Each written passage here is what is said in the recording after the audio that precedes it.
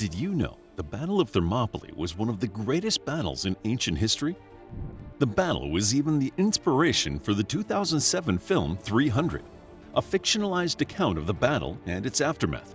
And with 300 Spartans holding their ground against an army of over 100,000 Persians, how could it not be one of the most memorable battles ever? Of course, this battle was one of the most epic battles in ancient history.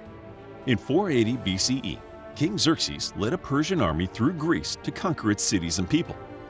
The only thing standing in their way was an alliance of Greek city-states under Spartan King Leonidas, who was prepared to fight with everything they had. But what makes this story so memorable is that it's not just any battle. This was a battle where the outnumbered Greek and Spartan soldiers fought against over 100,000 Persians, although this number goes as high as 300,000 and as low as 70,000. The battle was with the highly trained and disciplined Spartans, putting up a fierce fight before being overwhelmed by the Persians. Despite their defeat, the Spartans are still remembered as one of the greatest armies in ancient history. Thermopylae was just one battle in a much larger war. The war, or perhaps better put, wars, fought between the Greeks and the Persians between circa 499 BCE and circa 449 BCE resulted from Persia's 6th century imperial expansion. This shaped the course of the 6th and 5th centuries BCE. To really understand the significance of the Battle of Thermopylae, it's important to first look at the Greco-Persian Wars. Ionia is now a part of Turkey.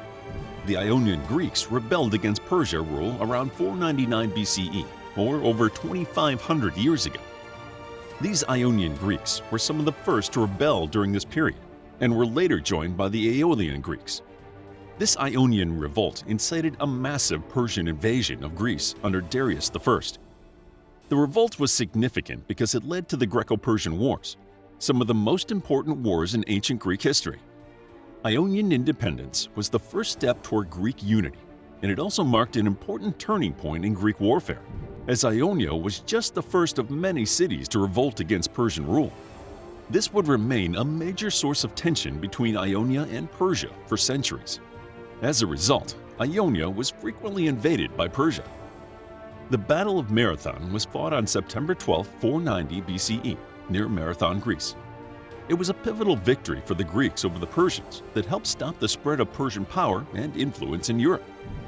Darius I expanded his Persian Empire into Europe through numerous wars and diplomatic efforts during his rule, and Marathon was the first major battle. As the first significant battle between the Persians and the Greeks, the Battle of Marathon would set the tone for future conflicts between the two powers. However, Darius I died in 486, leaving his son, Xerxes, as his successor.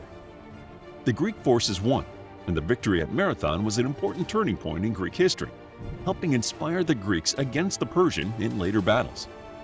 The Battle of Marathon had shown the Greeks they could defeat the Persians despite their superior numbers. The Battle of Thermopylae came 10 years after this in 480 BC, and it is considered one of the greatest battles in ancient history. The Spartans and their allies, led by Leonidas I, fought against the Persians for several days before finally being defeated. This battle was significant because it helped delay the Persian advance into Greece. The two leaders, Xerxes of the Persians and King Leonidas of the Spartans, could not have been more different. Xerxes had been born into unimaginable wealth and was said to have acted as if he ruled the entire world. His wealth was manifested not only in riches, but also by how many people would serve him during his life and after. When planning campaigns, Xerxes had massive resources behind him in his army, giving him much more power than Leonidas.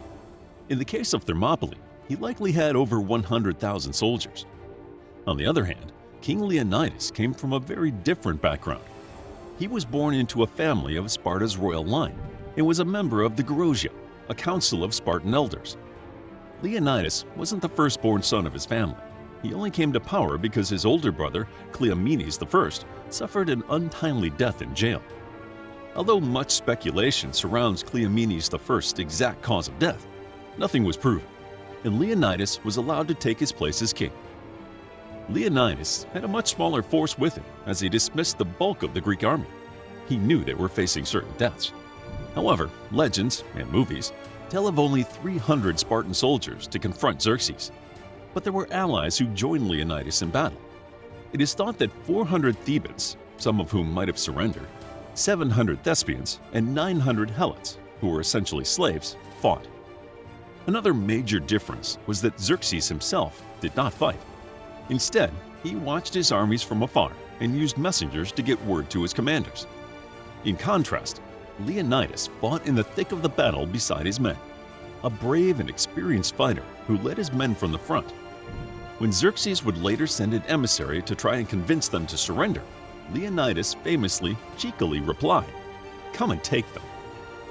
Xerxes' initial march into Greece occurred in the spring of 480. His painstaking preparations and massive numbers had made his journey into Europe through Thrace and Macedon rather easy, and most of the Greek world feared his advance. Shortly after his march into Europe, Xerxes and his armies were in Therma, a city in northern Greece that straddled Thrace and Macedon. The Greeks thought that the best way to block Xerxes and his army was to gather in a narrow mountain path in the Vale of Tempe near Thessaly. The hope was that the Persians would get stuck on the path and be easy to defeat. Once the Greeks arrived there, they were told that Vale could be bypassed, so they left. The Persians entered unimpeded and took Thessaly and other northern cities. The Greeks then realized that for Xerxes to reach southern Greece and ultimately Athens, his forces would have to go through the narrow pass at Thermopylae. And while the Greeks were dealing with the Persians on land, they would also deal with them at sea by blocking the Straits of Artemisium. Despite the fact that the Olympics were going on, Leonidas and 300 of his men, along with other allies, went to guard the pass. The Spartans were chosen as the main defenders of Thermopylae because they were considered the strongest and most disciplined warriors in all of Greece. They were also the most feared by the Persians. When the Persian army arrived at Thermopylae, they were met by a wall of shields and spears manned by the Greeks. The Persians waited 3 to 5 days to see if the Greeks would leave. They did not, and then the Persians attacked with everything they had. However, the Greeks fought extremely well. They even pushed back the famed Immortals, an elite group of men dedicated to fighting. It is thought that the Greeks employed feigned retreats to win the day. They held their own against the Persians for 2 days, inflicting heavy losses on the enemy. However, the tides changed when a Greek man named Ephialtes told the Persians about a secret path that would allow them to flank the Greeks. It is believed he betrayed his countrymen for a large sum of money. Soon after dawn broke on the 3rd day, the Greeks realized what was happening. Leonidas decided to let any of the troops go who did not want to take this final stand. It is not known exactly how many left, but it is thought the bulk of the army left. Most of the Greeks who stayed behind would not make it out of the pass alive. It is said that some of the Thebans surrendered after witnessing the devastating losses the Persians inflicted. Leonidas and all 300 Spartans died, although the Persians did suffer heavy losses as well. At the same time of this battle, the Battle of Artemisium was taking place. Artemisium was a cape on the island of Evia. The Persian fleets would need to pass through here to head south. Although the Battle of Artemisium was technically a loss for the Greeks, the defeat was not too devastating. The two sides fought for 2 days, with each inflicting about the same number of losses. The Persians had 400 ships, while the Greeks had about 300 ships. They each lost a third of their fleet. The Greeks heard about the loss at Thermopylae and decided to retreat, as the plan was to hold both, not one or the other. On top of this, the Greeks could not suffer many more losses. Still, the first day of battle was particularly successful for the Greeks because they learned they could lure the Persians into small spaces and corner them. This tactic, known as a crescent, was useful on land and at sea, and it was very effective, even against larger armies. The Greeks would eventually use this technique in the Battle of Salamis to achieve victory. It is also clear that the Greeks had superior tactics on land as well. Things might have turned out very differently if the Greeks had not been betrayed at Thermopylae. It is clear that the Greek phalanx, especially when positioned in tight quarters, was very difficult, if not impossible, to beat. On top of this, the Spartans were renowned for their military training. Using the phalanx became the principal method of engagement throughout the rest of the war, which lasted for another 30 years, ending in 449. However, the next segment of the war saw much more Greek aggression, and Athens, which was captured and burned to the ground after Thermopylae, used its newfound strength to expand its influence in Greece, Western Asia, and Egypt.